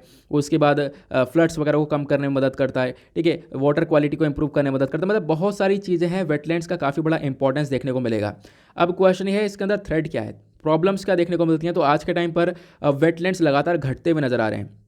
अगर हम लोग एक रिपोर्ट के बारे में बात करें जिसका नाम है inter governmental science policy platform on biodiversity and ecosystem, इस रिपोर्ट के अगर हम लोग हिसाब से बात करें जो वेटलैंड्स है वो आज के टाइम पर सबसे ज़्यादा खतरे में है, और वेटलैंड्स लगभग आप कह सकते हो कि 3 गुना ज़्यादा तेज़ी से लगातार ख़त्म होते हुए नज़र आ रहे हैं। ख़त्म होते हुए नज़र आने के पीछे का रीज़न है कुछ ह्यूमन एक्टिविटीज़ है, कुछ मानव की हरकतें हैं जिसकी वजह से यहाँ पर वेटलैंड लगातार ख़त्म हो रहे हैं, या फिर ग्लोबल वार्मिंग, मतलब दुनिया भर में आप देख पाओगे टेम्परेचर काफ़ी तेज़ी से राइज हो रहा है जिसकी वजह से भी वेटलैंड यहाँ पर ख़त्म हो रहे हैं। फिर यूनेस्को के अकॉर्डिंग अगर हम लोग बात करें जो ये थ्रेट है वेटलैंड के ऊपर, यहाँ पर जो सबसे बड़ी प्रॉब्लम वेटलैंड्स को देखने को मिलेगी, इसका एक बहुत बड़ा इम्पैक्ट पड़ सकता है दुनिया भर के पेड़ पौधों के ऊपर, ठीक है, क्योंकि बहुत सारे पेड़ पौधे भी यहाँ पर उन वेटलैंड्स के ऊपर डिपेंडेंट हैं, तो वो भी यहाँ पर ख़त्म होते हुए नज़र आने वाले हैं, ऐसा यहाँ पर बताया गया। अब क्वेश्चन ये है वेटलैंड को लेकर भारत के अंदर स्टेटस क्या देखने को मिलता है। तो भारत के अंदर आप देख पाओगे बहुत सारे वेटलैंड्स देखने को मिलते हैं, और उन वेटलैंड्स को हम लोग, बहुत सारे वेटलैंड्स जिनको हम लोग एक इंटरनेशनल इंपॉर्टेंस देते हैं, जिसको हम लोग रामसर साइट बोलते हैं। रामसर बेसिकली यहाँ पर इसको लेकर एक कन्वेंशन साइन किया गया था, आपको पता होगा, ईरान के अंदर, है ना। तो यहाँ पर तब से हम लोगों ने जब से इस कन्वेंशन को साइन किया है, और हम लोग बहुत सारे जो हमारे वेटलैंड्स हैं उनको हम लोग यहाँ पर रामसर साइट डिक्लेयर करते हैं। रामसर साइट डिक्लेयर करने का मतलब है, देखो बहुत सारे झील, बहुत सारे लेक आपको देखने को मिल जाते हैं जिनको हम लोग रामसर साइट डिक्लेयर करते हैं। अब रामसर साइट डिक्लेयर करने का मकसद ये होता है कि उस वेटलैंड को प्रोटेक्शन दी जाएगी, उसको बचाया जाएगा। उसको बचाने के लिए एक रूल काम करता है जिसका रूल का नाम है wetland and regulated under the wetlands conservation and management rules 2017। तो उन वेटलैंड्स को यहाँ पर प्रोटेक्शन दी जाती है इन रूल्स के माध्यम से। आई होप आप लोगों को ये भी क्लियर हो चुका है। तो भारत के अंदर टोटल आज के टाइम पर कितने रामसर साइट हैं? आपको 42 यहाँ पर देखने को मिलेगा, लेकिन ऐसा है नहीं, 42 नहीं है। आज के टाइम पर काफ़ी सारे रामसर साइट्स हो चुके हैं, काफ़ी बढ़ चुके हैं। कितने हो चुके हैं मैं आप लोगों को एक आर्टिकल दिखाता हूँ, और ये आर्टिकल 14 घंटे पहले का है, मतलब कि कल शाम को ये आर्टिकल पब्लिश हुआ है। और इस आर्टिकल ने यहाँ पर बताया कि लगभग अब हमारे पास 49 रामसर साइट्स हैं, ठीक है। 47 थी, और जो उत्तर प्रदेश वाली थी लास्ट वाली, लेकिन उसके बाद 2 और ऐड कर दी गई हैं। जो दूसरी कौन सी है वो है खिजादिया बर्ड सेंचुरी जो गुजरात के अंदर है, और दूसरा आपको बकीरा वाइल्ड लाइफ सेंचुरी देखने को मिलेगा उत्तर प्रदेश वाली। तो इसको भी वेडनेसडे के अंदर नया रामसर साइट डिक्लेयर कर दिया है। तो टोटल आज के टाइम पर आपको 49 रामसर साइट्स देखने को मिल जाएंगी इन आर्टिकल्स के अकॉर्डिंग, अगर हम लोग बात करें तो। आई होप आप लोग को यहाँ पर ये सारी बातें काफ़ी अच्छे से क्लियर हो चुकी हैं, बहुत सारी इन्फॉर्मेशन आप लोगों ने यहाँ पर गेन करी है। आगे बढ़ते हैं नेक्स्ट आर्टिकल की तरफ। ना उसके बाद एक आर्टिकल आता है यहाँ पर, ये भी बहुत ज़बरदस्त आर्टिकल है। मैं आप लोगों को बहुत सारी इंपॉर्टेंट बातें यहाँ पर बताने वाला हूँ, ठीक है। बहुत कुछ यहाँ पर इस वाले आर्टिकल में जानने के लिए है। तो इंडिया का एग्जिम बैंक है जिसने यहाँ पर श्रीलंका के साथ एक अग्रीमेंट, लोन अग्रीमेंट को साइन किया है। $500 मिलियन का ये लोन अग्रीमेंट देखने को मिलेगा। एग्जिम मतलब एक्सपोर्ट इम्पोर्ट बैंक, ये देखने को मिलेगा भारत का। और साथ ही साथ यहाँ पर जो हमारी सरकार है, मतलब जो इंडिया है और इंडिया के साथ साथ जो श्रीलंका की सरकार है, दोनों ने मिलकर यहाँ पर साइन किया है $500 मिलियन का एक लाइन ऑफ क्रेडिट अग्रीमेंट। इसमें क्या होगा, भारत सरकार श्रीलंका को ये पैसा प्रोवाइड करवाएगी, श्रीलंका की मदद करेगी ताकि श्रीलंका अपने क्राइसिस से बाहर निकल सके। श्रीलंका के अंदर बहुत सारे इकोनॉमिक क्राइसिस आए हुए हैं, आप लोगों को पता है, हालत बहुत ज़्यादा यहाँ पर ख़राब है श्रीलंका के अंदर, ठीक है। हर चीज़ को लेकर पैसा, जो फॉरेक्स रिजर्व है वो भी खत्म हो चुका है, टूरिज्म बिल्कुल पिट चुका है, ठीक है। ऑर्गेनिक फार्मिंग की तरफ बढ़े तो वो भी पिट चुकी है। तो हर तरफ से यहाँ पर सिचुएशन काफ़ी ख़राब हो चुकी है। तो उसको सपोर्ट करने के लिए यहाँ पर कुछ पैसा दिया गया है। और रिसेंटली आपको पता होगा 13 जनवरी को भी भारत ने जो $400 मिलियन है, ये करेंसी स्वैप एग्रीमेंट को एक्सटेंड किया था। करेंसी स्वैप एग्रीमेंट का मतलब यह है कि हम लोग एक दूसरे की जो कंट्री है, मतलब इंडिया और श्रीलंका, दोनों करेंसी को एक्सचेंज कर लेंगे, ठीक है। आप कह सकते हो कि ऐसे हम लोग काफ़ी सपोर्ट कर रहे हैं और काफ़ी कुछ प्रोवाइड करवा रहे हैं श्रीलंका को। तो उसी में यहाँ पर एक अग्रीमेंट ये भी देखने को मिलेगा। क्वेश्चन ये है कि ये जो अग्रीमेंट हुआ है ये ऐसा क्यों, मतलब श्रीलंका के अंदर आखिरकार चल क्या रहा है जिसकी वजह से भारत को इतना सारा पैसा देना पड़ रहा है? क्योंकि अभी रिसेंटली आपको पता होगा हमने बहुत सारा पैसा अनाउंस किया था, फिर पैसे के ऊपर पैसा हम लोग यहाँ पर प्रोवाइड करवाना है श्रीलंका को। तो चल क्या रहा है श्रीलंका के अंदर, मैं आपको वो बताता हूँ, ठीक है, जिसकी वजह से यहाँ पर इतना सारा पैसा इंडिया प्रोवाइड करवा रहा है। तो आज के टाइम पर श्रीलंका के अंदर इकोनॉमिक क्राइसिस बहुत ज़्यादा है। इनका जो फॉरेक्स रिजर्व है वो पूरी तरह से खत्म हो चुका है, जो विदेशी मुद्रा होती है वो भी यहाँ पर खत्म हो चुकी है, इनकी कंट्री के अंदर बहुत ज़्यादा कम हो चुकी है। उधार तो बहुत ज़्यादा चढ़ा हुआ है इनके सर के ऊपर। मैं आपको बताता हूँ, देखो सबसे पहला फैक्टर क्या है, इनके इकोनॉमिक क्राइसिस के पीछे का सबसे बड़ा रीज़न है इनकी टूरिज्म इंडस्ट्री पूरी तरह से अंडर परफॉर्म हो चुकी है, मतलब पिट चुकी। क्योंकि हुआ क्या, श्रीलंका के अंदर जो ज़्यादातर पैसा आता है वो टूरिज्म के माध्यम से आता है, लेकिन हुआ क्या, कोविड के टाइम पर ये टूरिज्म पूरी तरह से खत्म हुआ, टूरिज्म रोक दिया गया, कोई किसी कंट्री के अंदर ट्रैवल कर नहीं रहा था। अब यहाँ पे टूरिज्म होता, लोग जाते घूमने, कुछ पैसा खर्चते, तभी तो इनकी इकॉनमी के अंदर वो कॉन्ट्रीब्यूशन होता। लेकिन क्या हुआ, ऐसा बिल्कुल भी नहीं हुआ, जिसकी वजह से यहाँ पर आप कह सकते हो कि इनकी जो टूरिज्म इंडस्ट्री है वो पिटी। उसके बाद जो इनका फॉरेक्स रिजर्व है वो ड्रॉप डाउन हो गया। 2019 में इनकी जो कंट्री के अंदर विदेशी मुद्रा हुआ करती, देखो फॉरेक्स रिजर्व एक बहुत इंपॉर्टेंट रोल प्ले करता है किसी भी कंट्री के अंदर, ठीक है। तो वो $7.5 बिलियन का हुआ करता था, लेकिन 2021 के अंदर ये $2.8 बिलियन का हो चुका है, गिर के बहुत ज़्यादा खत्म हो चुका है। प्लस इनकी करेंसी डेप्रिशिएट कर रही है, डॉलर के कंपैरिजन में इनकी करेंसी लगातार कम होती जा रही है, इनकी वैल्यू लगातार घटती जा रही है इनकी करेंसी की। महंगाई अपने ऊंचे स्तर पर है, जो sugar, dairy products, wheat, medical supplies, ये सब देखने को मिलेंगे। सभी लोग इंपोर्ट करते हैं, बहुत ज़्यादा हैविली डिपेंडेंट है इंपोर्ट के ऊपर, बहुत सारा सामान श्रीलंका अपने यहाँ पे मंगाता है। तो ये सब चीज़ों को लेकर काफ़ी महंगाई आज के टाइम पर देखने को मिलेगी। और मैंने आपको बताया कि आज के टाइम पर कोई पैसा आ नहीं रहा श्रीलंका के अंदर। प्लस फूड शॉर्टेज भी हुआ। फूड शॉर्टेज क्या हुआ, इनकी अपनी खुद की एक बहुत बड़ी गलती की वजह से। पता है श्रीलंका ने क्या सोचा, ये इनके दिमाग में एक दिन आया, इनके मिनिस्टर के दिमाग में आया कि हम लोग क्या करेंगे, अपने यहाँ पर ऑर्गेनिक फार्मिंग को डेवलप करेंगे। मतलब जो भी फार्मिंग होगी उनके अंदर केमिकल फर्टिलाइज़र का इस्तेमाल बिल्कुल भी नहीं किया जाएगा। तो उन्होंने सारे केमिकल फर्टिलाइज़र को बैन कर दिया कि इनके कंट्री के अंदर वो फर्टिलाइज़र आएंगे नहीं। तो ऑर्गेनिक फार्मिंग की तरफ बढ़े। अब क्या हुआ, रातों रात ऑर्गेनिक फार्मिंग की तरफ बढ़ने का तो उन्होंने डिसीजन तो ले लिया था, लेकिन वो डिसीजन पूरी तरह से पिट गया। ठीक है। अब डिसीजन पिट गया का मतलब यह है कि ऑर्गेनिक फार्मिंग को कर नहीं पाए और उसकी वजह से यहाँ पर इनके यहाँ पे फूड का काफ़ी बड़ा शॉर्टेज पड़ा, लोगों के पास खाना भी नहीं था। यहाँ पर ही भारत ने सपोर्ट किया, यहाँ पर भारत ने तुरंत यहाँ पे काफ़ी सारे फर्टिलाइजर इनको प्रोवाइड करवाए थे। ठीक है, काफ़ी कुछ यहाँ पर इंडिया प्रोवाइड करवा रहा है श्रीलंका को, लेकिन श्रीलंका की साइड से क्या देखने को मिलता है, ये लोग फिशरमैन को बार बार अरेस्ट कर लेते हैं। और कल भी हम लोगों ने इसको लेकर आर्टिकल डिस्कस किया था। ठीक है, ये आप लोगों को पता होगा। ठीक है, तो इन दोनों कंट्रीज के कहाँ पर स्टैंड करता है मैंने आप लोगों को बताया। प्लस आपका क्वेश्चन होगा, ये तो हमने बात की कि श्रीलंका के अंदर ये दिक्कत है, इसकी वजह से भारत ये पैसा प्रोवाइड करवा रहा है, लेकिन एग्जैक्टली क्या रीज़न हो सकता है कि भारत इतना ज़्यादा सपोर्ट कर रहा है कि मतलब हम लोग कुछ हद से ज़्यादा पैसा प्रोवाइड करवा रहे हैं। उसके पीछे का रीज़न है चाइना। चाइना कैसे होगा, तो आप लोगों ने स्ट्रिंग ऑफ पर्ल के बारे में सुना होगा। चाइना ऑलरेडी इंडिया को यहाँ पर घेर चुका है ना। यहाँ पे आपको चाइना देखने को मिलेगा।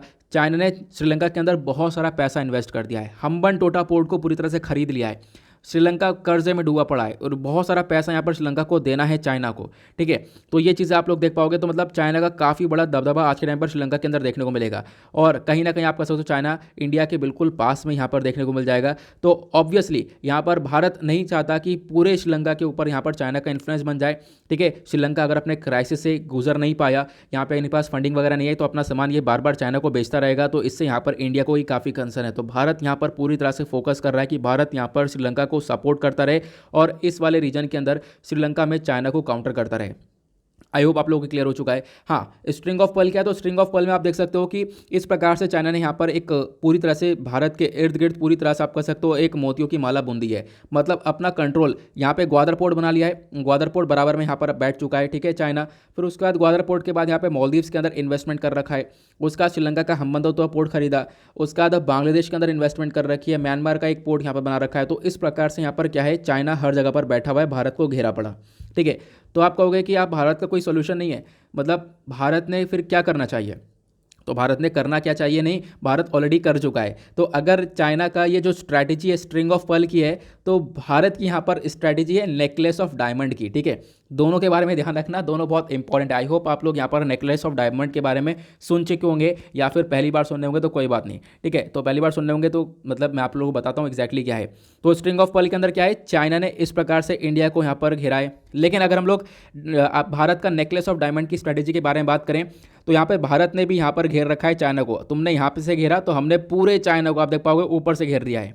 ये कैसे घेरा गया, तो यहाँ पर एक पोर्ट है जो कि इंडिया ने डेवलप कर रखा है, चाबार पोर्ट आपने सुना होगा। और ओमान के बारे में कल ही मैंने आप लोगों को डेली करंट अफेयर के वीडियो में पढ़ाया है कि ओमान यहाँ पर एक दो कम पोर्ट आपको देखने को मिलेगा, ये पोर्ट ओमान ने भारत को दे रखा है। उसके बाद यहाँ पर सीचिल्स के अंदर आपको एक देखने को मिलेगा हमारा एक तरीके से इन्वेस्टमेंट। उसके बाद यहाँ पर बहुत सारे आइलैंड्स है जहाँ पर इन्वेस्टमेंट देखने को मिलेगा। ठीक है, अंडमान निकोबार आइलैंड है ही जहाँ पर इन्वेस्टमेंट देखने को मिल जाएगा। फिर उसके बाद इंडोनेशिया के अंदर इन्वेस्टमेंट है। उसके बाद सिंगापुर के अंदर आप देख पाओगे चांगी पोर्ट हुआ। उसके बाद यहाँ पर वियतनाम के अंदर देख पाओगे, मंगोलिया के अंदर, जापान के अंदर। तो चाइना क्या सोच रहा है कि इंडिया को ऐसे घेरा, लेकिन भारत ने यहाँ पर ऐसे भी घेर लिया है चाइना को, या ये आप देख पाओगे। तो इस स्ट्रैटेजी को हम लोग बोलते हैं necklace of diamond. I hope आप लोग बहुत कुछ नया सीखे हो, नेकलेस ऑफ डायमंड क्या है और स्ट्रिंग ऑफ पर्ल क्या है। ठीक है, क्लियर हुआ। अब चलते हैं हम लोग आगे अपने नेक्स्ट इंपॉर्टेंट आर्टिकल के ऊपर। ना उसके बाद यहाँ पर आपको ये छोटा सा आर्टिकल देखने को मिलेगा। ये आखिरकार मुद्दा क्या उठाए मैं आप लोगों को बताता हूँ। ठीक है, पार्लियामेंट के अंदर राहुल गांधी के थ्रू यहाँ पर एक क्वेश्चन उठाया गया, कांग्रेस लीडर हैं और उनके थ्रू एक क्वेश्चन उठाया गया। क्वेश्चन ये है कि इंडिया के थ्रू यहाँ पर मतलब करंट सरकार जो मोदी गवर्नमेंट है, एग्जैक्टली यहाँ पर इनका कहना यह है, नरेंद्र मोदी सरकार ने क्या किया है, नरेंद्र मोदी सरकार के कुछ ऐसे स्टेप हैं जिसकी वजह से चाइना और पाकिस्तान और ज़्यादा करीब में आ चुके हैं। ठीक है, मतलब करंट गवर्नमेंट ने यहाँ पर कुछ ऐसे स्टेप उठाए हैं जहाँ पर चाइना और पाकिस्तान और ज़्यादा करीब आ चुके हैं, जिसकी वजह से यहाँ पर इंडिया को कंसर्न और ज़्यादा बढ़ चुका है। तो एक्जैक्टली यहाँ पर इनका कहना यह है कि हमारी गवर्नमेंट जो करंट गवर्नमेंट है वो बेसिकली यहाँ पर आज के टाइम पर उसने कोई प्रॉपरली काम किया नहीं है।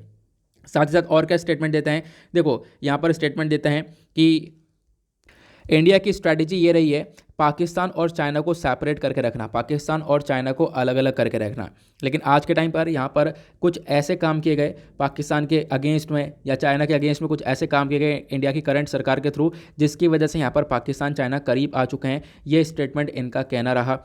उसके साथ कहना है कि आज के टाइम पर देख पाओगे एशिया के अंदर काफ़ी तेज़ी से अपना दबदबा बनाता हुआ जा रहा है चाइना, वो भी करंट गवर्नमेंट की वजह से, करंट गवर्नमेंट के यहाँ पर कुछ लैक ऑफ स्टेप्स की वजह से, ऐसा यहाँ पर इनके थ्रू कहना है। तो ये मतलब आप कह सकते हो कुछ पॉलिटिकली बयान है, हमारे एग्जामिनेशन में कहीं रोल नहीं आएगा इसका, लेकिन इसके रिस्पॉन्स में जो बात बोली है वो बहुत इंपॉर्टेंट है। अब इनको जवाब दिया है किसने, हमारे external affair minister S Jaishankar साहब ने। यहाँ पर आप देख पाओगे इनको यहाँ पर जवाब दिया और ट्वीट पर यहाँ पर जवाब दिया, ट्विटर पर। और ट्विटर पर इन्होंने एक ट्वीट किया, एस जयशंकर साहब ने, उन्होंने बोला कि देखो, अगर ये सोच रहे हो कि करंट सरकार के अंडर में पाकिस्तान चाइना अगर करीब आए हैं, तो ऐसा बिल्कुल भी नहीं है। पाकिस्तान ने जो ये सक्शगम वैली है, ये इलीगली चाइना को थमा दी थी 1963 के अंदर। तब तो यहाँ पर ऐसा कोई रूल नहीं था, ठीक है। 1960 के अंदर यहाँ पर ये थमा दी थी। उसके बाद यहाँ पर आप देख पाओगे चाइना लगातार जो काराकोरम हाईवे है ये बना रहा है पीओके वाले रीजन पर। 1970 के अंदर उसने बनाया था ये हाईवे। तो आप कह सकते हो कि मतलब पहले से ही 1963 1970 के आसपास ही आप देख पाओगे चाइना पाकिस्तान दोनों एक रहे हैं, ठीक है। ऐसा यहाँ पर आप कह सकते हो हमारे एस जयशंकर साहब का ट्वीट आया है, तो उनका कहना यह है कि अगर आप लोग ये करंट गवर्नमेंट पर डाल रहे हो कि यहाँ पर करंट सरकार की वजह से ये सब हुआ है, करंट सरकार की वजह से यहाँ पर चाइना पाकिस्तान करीब आए, तो ये बिल्कुल गलत स्टेटमेंट है। ये यहाँ पर एस जयशंकर साहब का कहना है, ठीक है। तो इसके बारे में ज़रूर ध्यान रखना। आगे बढ़ते हैं नेक्स्ट आर्टिकल की तरफ। अगले आर्टिकल में हमारे प्राइम मिनिस्टर यहाँ पर कुछ स्टेटमेंट देते हैं। प्राइम मिनिस्टर बोलते हैं जो बजट आया है, बजट के अंदर काफ़ी अच्छे से फोकस किया गया है जो भी बेसिक ज़रूरतें हैं लोगों की उनके ऊपर, ठीक है। बहुत सारे जो गरीब लोग हैं, ठीक है, उनको हम लोगों ने पक्के घर दे रखे हैं, ऐसे यहाँ पर सरकार का कहना है। तो वो भी यहाँ पर आगे बढ़ाया जाएगा। तो बहुत सारे लोग आज के टाइम पर यहाँ पर इंडिया को देखते हैं मतलब एक स्ट्रॉन्ग इंडिया के तौर पर, और आने वाले टाइम पर भी एक स्ट्रॉन्ग इंडिया के तौर पर इसको देखा जाएगा। और इसी वजह से यहाँ पर आप कह सकते हो हम अपने कंट्री को काफ़ी तेज़ी से आगे लेकर चल रहे हैं, प्लस यहाँ पर मजबूत कर रहे हैं दूसरे दूसरे सेवरल सेक्टर्स के अंदर। ये सारे स्टेटमेंट हमारे प्राइम मिनिस्टर के थ्रू बोले गए जो कि यहाँ पर मैंशनड है। फिलहाल आते हैं मेन पॉइंट के ऊपर।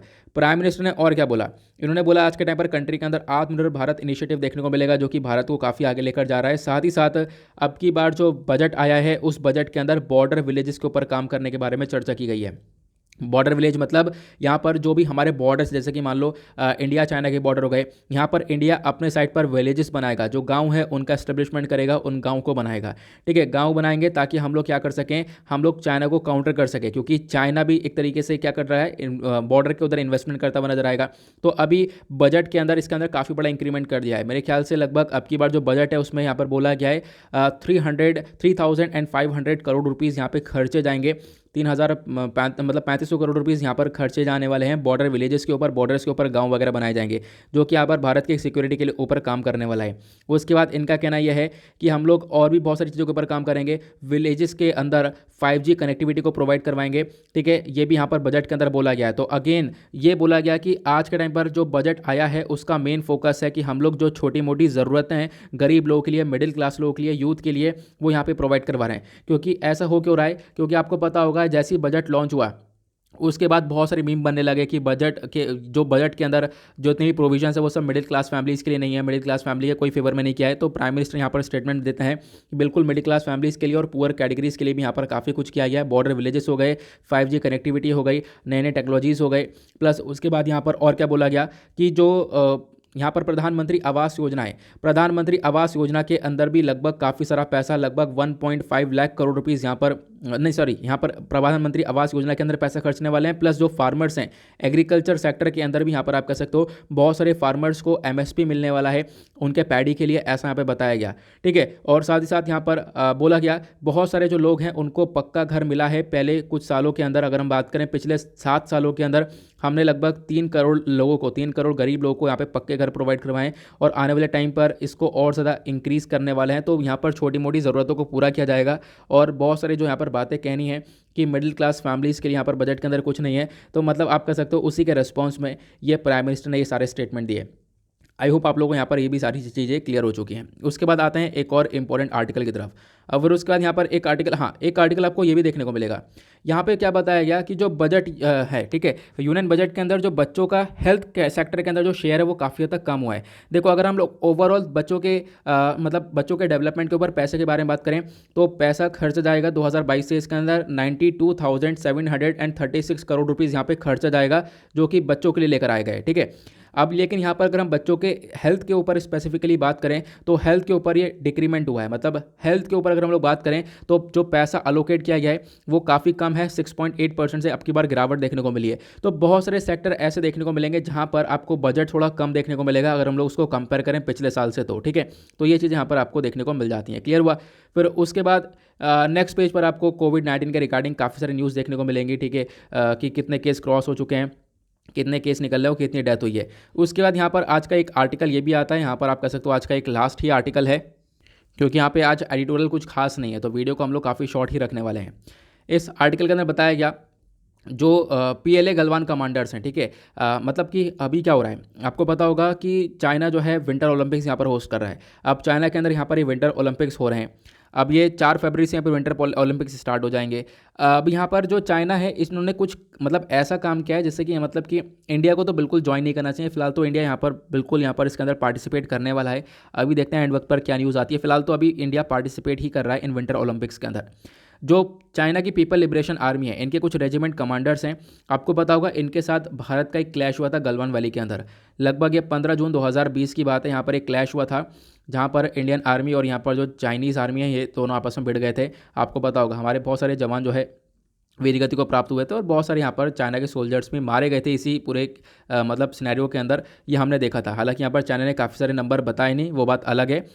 अगर हम लोग यहाँ पे बात करें विंटर ओलंपिक्स की, तो विंटर ओलंपिक्स को एक तरीके से ओपन किया जाएगा फ्राइडे में। कल से विंटर ओलंपिक्स स्टार्ट हो जाएंगे और यहाँ पर जो स्टार्टिंग में एक तरीके से बोला गया जो मशाल वगैरह का काम होता है वो यहाँ पर जो इनके एक तरीके से लोग हैं पीपल लिबरेशन आर्मी के जो कमांडर है वो यहाँ पर रहने वाले हैं जिनके साथ डिस्प्यूट हुआ था। मतलब ये बोला गया है कि चाइना कहीं ना कहीं यहाँ पर जो ये डिस्प्यूट था 2020 के अंदर जो क्लैश हुआ था गलवान वैली के अंदर, उसको यहाँ पर एक तरीके से दोहराता हुआ नजर आ रहा है ओलंपिक्स के अंदर। ओलंपिक्स के अंदर यहाँ पर आप देख पाओगे जो पिक्चर है, यहाँ पर एक जो व्यक्ति है इसका नाम है की फाबाओ, ठीक है, की फबाओ करके ये नाम देखने को मिलेगा।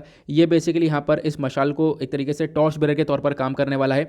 अब जो ये की फबाओ है ये कौन है? ये की फबाओ वो आदमी है जो कि यहाँ पर एक तरीके से गलवान वैली के अंदर जो क्लैश हुआ था वहाँ पर इन्वॉल्व था, ठीक है, वहाँ पर इन्वॉल्व था। इसको भी काफ़ी मारा पीटा गया था, ठीक है, ये आपको देखने को मिलेगा। फिलहाल क्या हुआ, ये उसके अंदर इन्वॉल्व था और अब यहाँ पर इसी को लेकर आया गया है और इसी के थ्रू यहाँ पर ओपनिंग करवाई जा रही है। आप कह सकते हो इसको एज अ टॉर्च बेरर यहाँ पर ये देखने को मिलेगा। तो अगेन ये बोला गया कि जो गलवान वैली का इंसिडेंट है इसको यहाँ पर चाइना शो कर रहा है इस ओलंपिक्स के अंदर। तो मतलब अब तो इंडिया को यहाँ पर सोचना चाहिए, इसको ज्वाइन नहीं करना चाहिए, क्योंकि अभी बहुत सारी जो वेस्टर्न कंट्री है जैसे कि यूएस हो गया, यूके हो गया, ऑस्ट्रेलिया, कनाडा, इन सब ने यहाँ पर ज्वाइन नहीं किया। इन सब ने यहाँ पर मना कर दिया कि हम लोग यहाँ पर चाइना के इन विंटर ओलंपिक्स को अटेंड नहीं करने वाले और बिल्कुल अटेंड नहीं करेंगे। और ऐसा क्यों? क्योंकि यहाँ पर बोला गया कि जो चाइना है वो वहाँ पर जो जिंजियांग रीजन है वहाँ पर बहुत सारे ह्यूमन राइट वॉयलेशन होता है, बहुत सारे यहाँ पर जो उइगर मुस्लिम्स हैं उनके ऊपर काफ़ी अत्याचार करता है चाइना। तो इसकी वजह से वेस्टर्न कंट्रीज़ यहाँ पर जो ये चाइना का जो भी ये विंटर ओलंपिक इसको अटेंड नहीं करेंगे, लेकिन इंडिया डेफिनेटली यहाँ पर अटेंड करने वाला है। वो आने वाले टाइम पर हम लोग कह सकते हैं। अभी देखो, अभी फ़िलहाल तो ये फाइनल हो चुका है कि हाँ बिल्कुल अटेंड करेगा। तो अभी यहाँ पर अटेंड वैसे तो नहीं करना चाहिए था अगर हम लोग अपने पॉइंट ऑफ व्यू से बात करें तो। फिलहाल अभी यहाँ पर ये आर्टिकल आता है जिसके बारे में ये सारी बातें बताई गई, ठीक है। तो आई होप आप लोगों को यहाँ पर ये भी क्लियर हो चुका है। देखो एग्जामिनेशन में डायरेक्टली इस आर्टिकल से कुछ आएगा नहीं। फिलहाल यहाँ पर कुछ छोटी छोटी बातें थी जो कि मैंने आप लोगों को बता दी हैं। नाउ मैं आप लोगों को अब एडिटोरियल सेक्शन के ऊपर लेकर चलता हूँ। पहले तो जब आप लोग एडिटोरियल देखोगे तो आज यहाँ पर कोई भी एडिटोरियल इंपॉर्टेंट नहीं है। आप लोग यहाँ पर एक बार खुद रीड कर सकते हो। यहाँ पर इलेक्शंस के बारे में चर्चा की गई, ठीक है। फिर उसके बाद यहाँ पर आप कह सकते हो कि पॉलिटिकल पार्टी से रिलेटेड के आर्टिकल के बारे में चर्चा की गई है। एक आर्टिकल आपको ये देखने को मिलेगा, ये आर्टिकल एलेक्स एलिस ने लिखा है, ठीक है, इंडिया और ब्रिटेन के फ्री ट्रेड एग्रीमेंट को लेकर। एलेक्स एलिस कौन है? ये एलेक्स एलिस यहाँ पर ब्रिटिश हाई कमिश्नर है टू इंडिया। तो इन्होंने इस आर्टिकल को लिखा।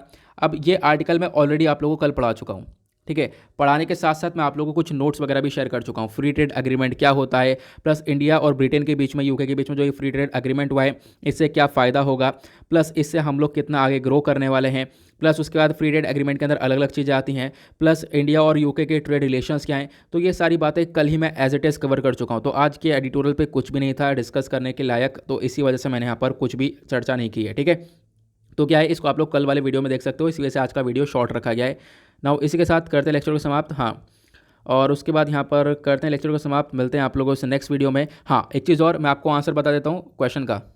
जो स्टार्टिंग में मैंने आप लोगों से क्वेश्चन पूछा था कि जो ये थर्ड है terminal high altitude area defence, ये अक्सर न्यूज़ में देखने को मिलता है, तो ये क्या है? तो इसका यहाँ पर आपको करेक्ट आंसर देखने को मिलेगा ऑप्शन सी, एक अमेरिकन एंटी मिसाइल सिस्टम है। तो आंसर सी यहाँ पर है। बेसिकली जो ये थर्ड है, थर्ड को डिज़ाइन किया गया था ताकि जो ये शॉर्ट और मीडियम रेंज बैलिस्टिक मिसाइल्स है उनको डिस्ट्रॉय किया जाए। और यूएसए ने ये सिस्टम इंस्टॉल किया था साउथ कोरिया में साल 2017 के अंदर, ठीक है। जब नॉर्थ कोरियन की साइड से यहाँ पर आप कह सकते हो कि कुछ कंसर्न दिखाई दे रहे थे, तो उसकी वजह से हम लोगों ने यहाँ पर इसको, यूएसए ने बेसिकली सेट किया था 2017 में साउथ कोरिया के अंदर। तो इसके बारे में ध्यान रख सकते हो। थर्ड क्या है, थर्ड के बारे में मैंने आप लोगों को बता दिया, ठीक है। हाँ, उसके साथ साथ एक और चीज़ आप लोगों के लिए, आपको पता होगा थंबनेल पर एक अलग से टॉपिक लिया गया है ताकि थंबनेल को हम लोग रेडी कर सकें और वीडियो थोड़ा सा आपके पास जल्दी तक पहुंच सके। तो थंबनेल में मैंने आप लोगों को बता रखा है जो जिन्ना टावर है उसको ट्राई कलर के अंदर पेंट किया गया। जिन्ना टावर आपको ये देखने को मिलेगा आंध्र प्रदेश के अंदर, ठीक है। इसको लेकर पिछले कुछ दिनों में काफ़ी बार डिस्प्यूट चल रहा था। तो यहाँ पर क्या हुआ, इस टावर को यहाँ पर कलर कर दिया गया ट्राई कलर के अंदर। देखो मुद्दा क्या था मैं आप लोगों को थोड़ा सा बताता हूँ। आंध्र प्रदेश में यहाँ पर जो गुंटूर वाला डिस्ट्रिक्ट आपको देखने को मिलेगा, गुंटूर वाला जो शहर आपको देखने को मिलेगा, ठीक है, जो कि मसालों के लिए काफ़ी फेमस है। तो वहाँ पर हुआ क्या, वहाँ पर काफ़ी जो महात्मा गांधी रोड है, ठीक है, महात्मा गांधी रोड के ऊपर ये एक तरीके से टावर आपको देखने को मिलेगा। जिन्ना टावर इसका नाम है, ठीक है। अब जिन्ना के नाम पे रखा गया और मोहम्मद अली जिन्ना पता होगा जिसने यहाँ पर देश को पूरी तरह से जिन्होंने बांट दिया था, ठीक है। तो ये मतलब इन्हीं के नाम पे रखा गया। प्लस यहाँ पर कोई एविडेंस ऐसा नहीं है कि यहाँ पर मतलब कोई जिन्ना का कोई एविडेंस हो जिसकी वजह से आप कह सकते हो कि ये टावर को लगाया गया है, ठीक है। कि मतलब कोई कोई कोई कुछ ना कुछ इनका प्रेजेंस होना चाहिए जिसकी वजह से यहाँ पर टावर लगा है। तो ऐसा कुछ भी नहीं है, फालतू में यहाँ पे टावर को लगा रखा है, लोगों का कहना यह है। और फिर साथ ही साथ यहाँ पर और भी लोगों का कहना यह है इस टावर को हटा दिया जाए, ठीक है, इस टावर को यहाँ पर पूरी तरह से हटा दिया जाए, या फिर अगर हटाना नहीं है तो इस टावर के ऊपर तिरंगा लहरना चाहिए, ये यहाँ पर कहना था लोगों का। इसको लेकर बहुत विवाद हुआ, बहुत प्रोटेस्ट हुआ। इनफैक्ट यहाँ पर इसके आसपास फेंसिंग करने को देखने को मिली है। यहाँ पर आप देख पाओगे फेंसिंग वगैरह की गई है। नाउ फाइनली यहाँ पर एक डिसीजन पर ये आते हैं कि अब इस टावर का जो एक कलर है वो चेंज कर दिया जाएगा। कलर यहाँ पर चेंज कर अब यहाँ पर ट्राई कलर के अंदर कर दिया जाएगा। तो आप लोग यहाँ पर देख पाओगे अब इसको यहाँ पर ट्राई कलर तिरंगे के रंग में रंग दिया है, ठीक है। ये पहले हुआ करता था ये इस प्रकार से टावर, अब यहाँ पर आपको ये ऐसा देखने को मिलेगा, ठीक है।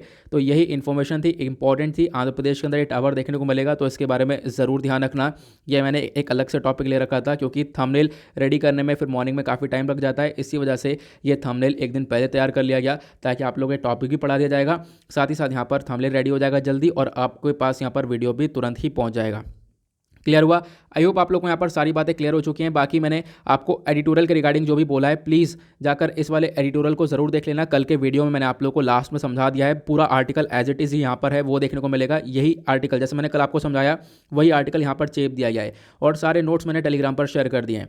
बाकी जो नेक्स्ट पेज है यहाँ पर भी आपको कोई एडिटोरियल इंपॉर्टेंट देखने को मिलेगा नहीं। यहाँ पर बात की गई है हम लोग जॉब्स को क्रिएट कर सकते हैं कैपिटल एक्सपेंडिचर के माध्यम से। कोई भी यहाँ पर आप कह सकते हो कि एक ठोस जो पॉइंट्स होते हैं वो यहाँ पर देखने को नहीं मिलेंगे। बेसिक सी बात है कि आप लोग यहाँ पर इंफ्रास्ट्रक्चर बनाओगे, बिल्डिंग्स बनाओगे, जो भी यहाँ पर कंस्ट्रक्शन करोगे उसके बेसिस पर एम्प्लॉयमेंट बढ़ेगा।